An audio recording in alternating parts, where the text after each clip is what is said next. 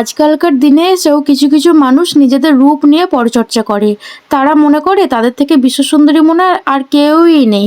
তারা মনে হয় একদম অনেক অনেক অনেক সুন্দরী।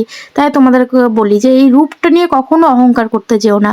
কারণ কি জানো তো? কারণ এটা তোমাদের জন্য কখনোই দীর্ঘস্থায়ী না। শুধুমাত্র তোমাদের জন্য না, এটা সবার জন্যই তাই। দীর্ঘস্থায়ী কিন্তু এই জিনিসটা কখনোই না। তাই সবসময় চেষ্টা করো নিজেদের ভালো মনুষ্যত্বর পরিচয় দেওয়া। সেটা তোমাদের জন্য একদম অনেক লং টাইম পর্যন্ত দীর্ঘস্থায়ী হবে।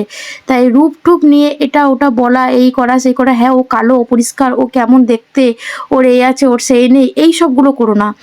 কারণ হয়তো দেখা গেল এইগুলো হয়তো তোমার ক্ষেত্রেও হতে পারে। হতেই পারে যে তুমি হয়তো একটু দেখতে সুন্দর, তুমি ফর্সা, এই ওই সেই অনেক কিছু হতেই পারে।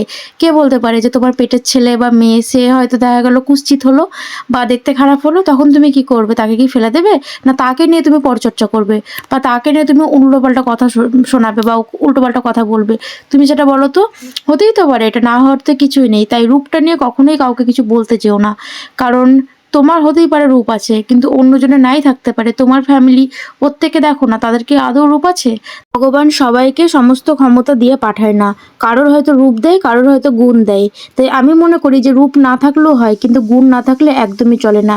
প্রত্যেকটা কাজে এক্সপার্ট হতে হয়, প্রত্যেকটা কাজ জানতে হয়। তবেই না সেটা মানুষ সব কিছুতে সমস্ত কিছুতে তাকে মানিয়ে নিতে হয়। আর এই রূপটা নিয়ে কি করবে? তুমি ধুয়ে ধুয়ে জল খাবে? রূপ নিয়ে কিন্তু কখনোই কোনো কিছু হয় না। তাই চেষ্টা করে রূপের বড়াই না করে বা রূপ নিয়ে এত চর্চা না করে নিজের মনুষ্যত্ব বোধটাকে জাগিয়ে তোলা বা মানুষ হয়ে ওঠা। ভালো ভালো ভালো কাজ করা, লোকের হোক না সে খারাপ খারাপ দেখতে হোক না, তবুও তাকে ভালো বলো। দেখো না সে খুশি হবে, আর তাকে খুশি করে তুমি দেখো তুমি নিজেও খুশি হবে। আর অন্যজনকে দুঃখ দিয়ে কখনোই কিন্তু নিজে ভালো থাকা যায় না। হ্যাঁ, ক্ষণিকের হাসতে পারো, ক্ষণিকের জন্য ভালো থাকতেই পারো, কিন্তু পরে কিন্তু তুমি খারাপ থাকবে কোনো না কোনো দিক থেকেই। তাই এটা কখনোই করতে নেই। যাই হোক, এসব কথা বাদ দিই। অনেক হলো রূপ নিয়ে, গুণ নিয়ে অনেক চর্চা হলো। তো যাই হোক, আজকে ছিলাম মাসির বাড়ি। তো মাসির বাড়িতে একটু কাজকর্ম করছিলাম সকালে। মানে ওই আর কি আলু ঠালু কাটিং এসবগুলো করছিলাম। আর আজকে রান্না কিন্তু মাসিই করেছিল। তো এই একটা ভিডিও তোমাদের সঙ্গে আমি শেয়ার করেছি। কিন্তু ওই যে কিছু কিছু কথা আমার মানে এদিক ওদিকে অনেক কিছু শুনছিলাম।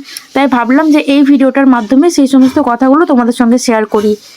আচ্ছা, আমার কথার সঙ্গে তোমাদের কার কার কথা ম্যাচ করে অবশ্যই কিন্তু আমাকে কমেন্টে জানিও।